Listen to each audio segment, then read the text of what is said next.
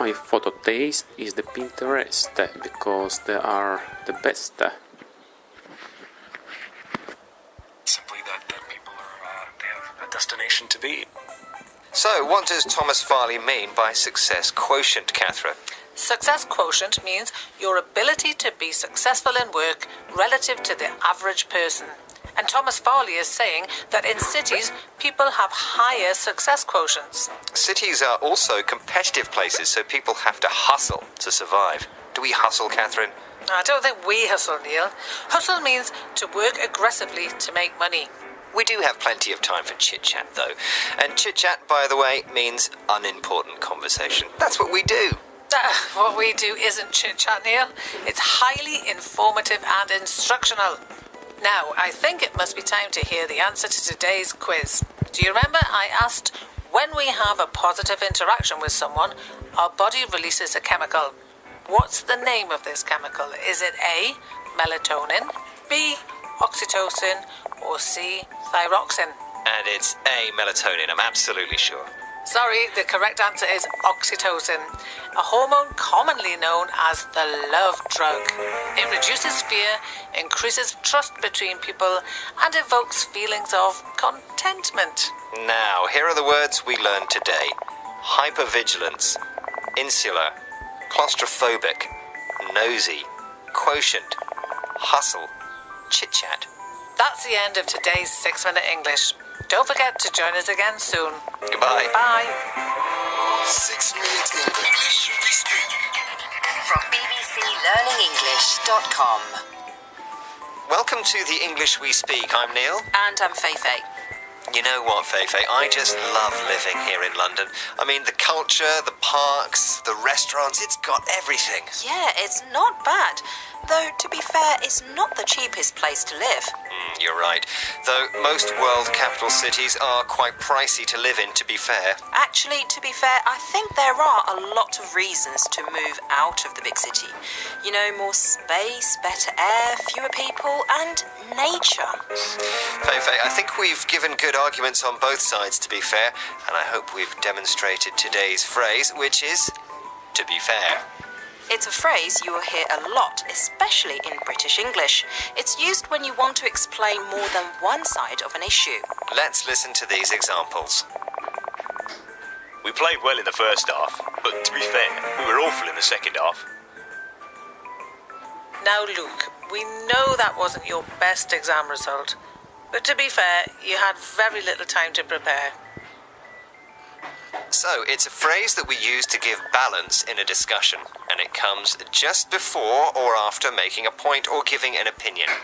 But these days, especially in spoken English, people sometimes just use it when giving an opinion, whether or not it's really about fairness. Yes, for example, to be fair, the Beatles were the best band of all time. I think Italian food is the finest there is, to be fair.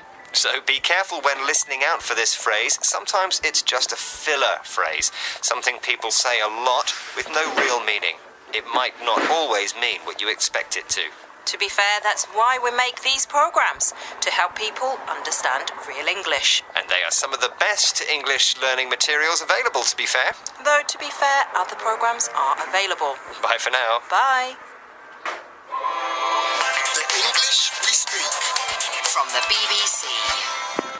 Hello and welcome to News Review, the programme where we give you the words and phrases to talk about the news. So hello, I'm Rob, and with me today is Sian. Hello, Sian. Hi, Rob. So what is our story today? We have an exciting story about the smell of chickens. Oh, right, a story that stinks. Okay, Yes. Let's hear more about this in this report from BBC News. Scientists have discovered that malaria-carrying mosquitoes are deterred by the smell of certain animals, particularly chickens. Working in Ethiopia, researchers found that the Anopheles arabiensis mosquito strongly preferred human to animal blood, and while it fed randomly on cattle, goats and sheep, it avoided chickens. So scientists have found out that the mosquitoes which carry malaria don't like the smell of chickens. which is great news for chickens, but it could also help us in the future. Indeed, it's a very interesting story. Okay, well, you've been looking around at news sites online around the world, and you've picked out a few interesting words and phrases from the news. What are they? Yeah, so the first word is repel. The second is a feature of language, and it's a pun. And the third is the expression steer clear of. Okay, so that's repel, which means to keep something or someone away. Pun, a funny way of using a word so that more than one meaning is suggested. And steer clear of, to avoid someone or something. Well, let's start with the first word, shall we? Okay, so the first word, repel, occurs in lots of different headlines and stories about this topic. So here we have in the live science, chickens may help repel malaria-carrying mosquitoes. So here it's saying that chickens may keep mosquitoes away. So if you repel something, you keep it away from you. Keep it a distance. Yes. Okay, and we can use the noun form of repel as in repellent, insect repellent, yes? Yes, so when you spray insect repellent on, you're keeping mosquitoes away. Or hopefully you're keeping... Hopefully, yeah. Doesn't work for me, but yeah, it should keep mosquitoes away. Okay, and of course, I like walking in the mountains, but you have to wear the right kind of clothes in the mountains. Yeah. So I wear a waterproof jacket, and the label says water repellent. So I guess it's keeping the water away. Exactly, yeah, keeping it away from your skin. Not stopping the rain in the sky. No, but, that would be a very impressive jacket if it would. stopped the rain. But water repellent, yeah, keeping the water out. Exactly. Yes. And we can also use it when things or people disgust you. So you can say, for example, his rudeness repels me, or he is repellent. So we can use it in that sense as well. Good, you're not describing me. No, not talking about you. Okay, let's move on to your next headline, which features a small word this time, pun. Is that right? Yeah, so this is a feature of language. So a pun is a humorous way of using words, particularly words with more than one meaning. So here we have in this article from the New Indian Express, foul odours repel malaria mosquitoes. So there's a pun here on the word foul. So fowl, F-O-W-L, refers to birds. So this is a bird we're talking about. A chicken is a bird. But foul, F-O-U-L, means disgusting. So here, foul odour can mean chicken smell or disgusting smell. Okay, like there's a foul smell in the studio. Is there? Yes. No chickens, it's just chickens. bad smell. Exactly. Foul is disgusting. Yeah. So yeah, this is a pun on that play on words because it has two different meanings, two different spellings as well. Used as a kind of joke. Yeah. So puns are used as jokes or in headlines. And you've got another example there. Yeah. So I have another example here from the Arizona Daily Sun. Chickens make malaria mosquitoes fly the coop. So literally, a coop is where chickens sleep and stay. But we have an expression, fly the coop, which means to escape. So they're using this expression here as a humorous use of language. That's similar to fly the nest. Yes, if you fly the nest, you leave home. Yeah, it's like when young people go off to university, they leave home, Yes. they fly the nest. Yes. They're escaping from home. Yeah, if you escaping fly the from coop, you're parents. escaping from your parents. Yes, exactly. Good, okay, let's move on to the final phrase you've got there. Okay, so the final phrase I have in this headline, this story from the Telegraph. First of all, as you can see, they've used the same pun of foul, so a foul suggestion.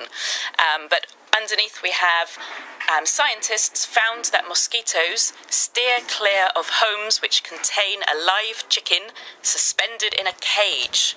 So they're saying that mosquitoes stay away from homes with chickens in them. They're not driving a car and literally steering around.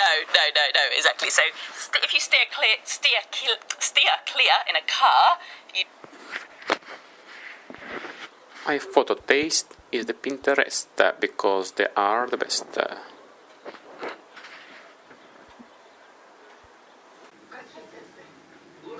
Flick to link, link to flick. Consider things like the possibility of 900 plus satellite constellations being launched. Now, we send satellites to different orbits depending on what they're needed for. One of the most common places we send satellites is the low Earth orbit, possibly to image the surface of Earth at up to about 2,000 kilometers altitude. Satellites there are naturally buffeted by Earth's atmosphere, so their orbits naturally decay, and they'll eventually burn up, probably within a couple of decades. Another common place we send satellites is the geostationary orbit at about 35,000 kilometers altitude. Satellites there remain in the same place above Earth as the Earth rotates, which enables things like communications or television broadcasts, for example. Satellites in high orbits like these could remain there for centuries. And then there's the orbit coined the graveyard, the ominous junk or disposal orbits, where some satellites are intentionally placed at the end of their life so that they're out of the way of common operational orbits. Of the nearly 7,000 satellites launched since the late 1950s, only about 1 in 7 is currently operational. And in addition to the satellites that are no longer working, there's also hundreds of thousands of marble-sized debris and millions of paint chip-sized debris that are also orbiting around the Earth. Space debris is a major risk to space missions, but also to the satellites that we rely on each and every day. Now, because space debris and junk has become increasingly worrisome, there have been some national and international efforts to develop technical standards to help us limit the generation of additional debris. So, for example, there are recommendations for those low Earth orbiting spacecraft to be made to deorbit in under 25 years. But that's still a really long time, especially if a satellite hasn't been working for years. There's also mandates for those dead geostationary spacecraft to be moved into a graveyard orbit. But neither of these guidelines is binding under international law, and the understanding is that they will be implemented through national mechanisms. These guidelines are also not long-term, they're not proactive, nor do they address the debris that's already up there. They're only in place to limit the future creation of debris. Space junk is no one's responsibility. Now, Mount Everest is actually an interesting comparison of a new approach to how we interact with our environments, as it's often given the dubious honor of being the world's highest garbage dump. Decades after the first conquest of the world's highest peak, tons of rubbish left behind by climbers has started to raise concern. And you may have read in the news that there's speculation that Nepal will crack down on mountaineers with stricter enforcement of penalties and legal obligations. The goal, of course, is to persuade climbers to clean up after themselves. So maybe local not-for-profits will pay climbers who bring down extra waste, or expeditions might organize voluntary cleanup trips. And yet still, many climbers feel that independent groups should police themselves.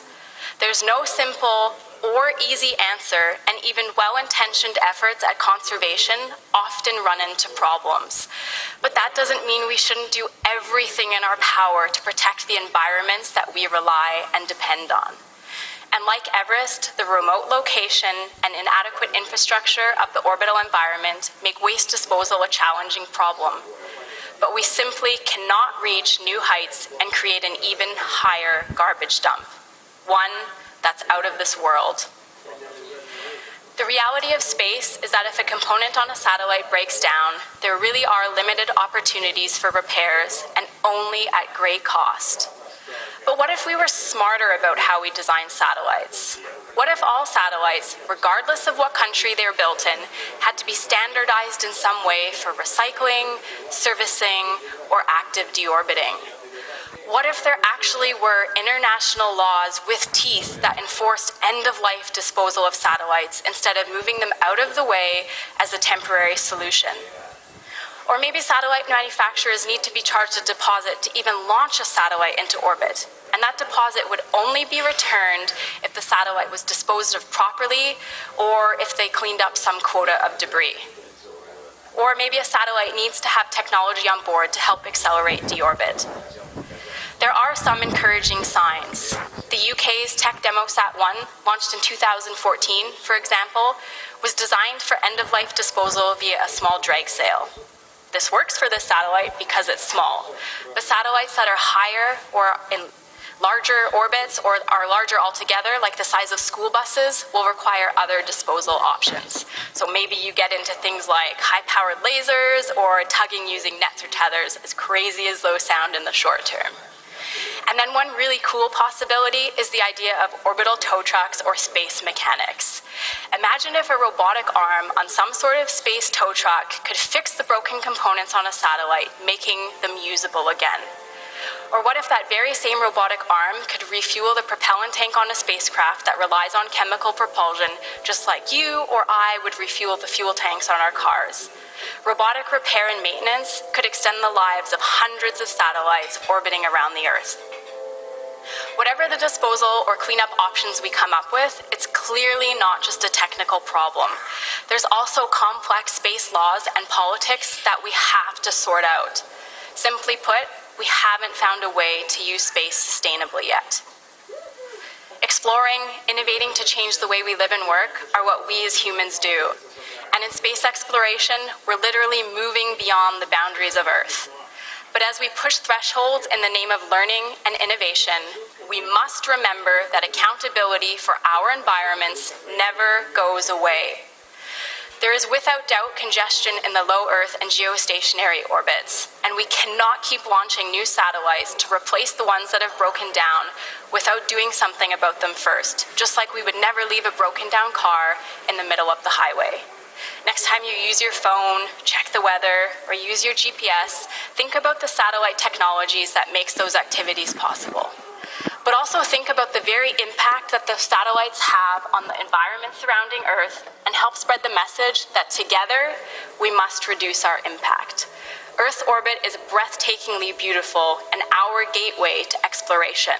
It's up to us to keep it that way. Thank you.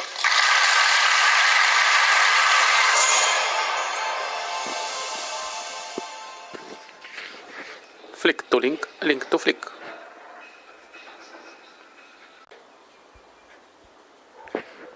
My photo taste is the Pinterest because they are the best. Simply that people are they have a destination to be.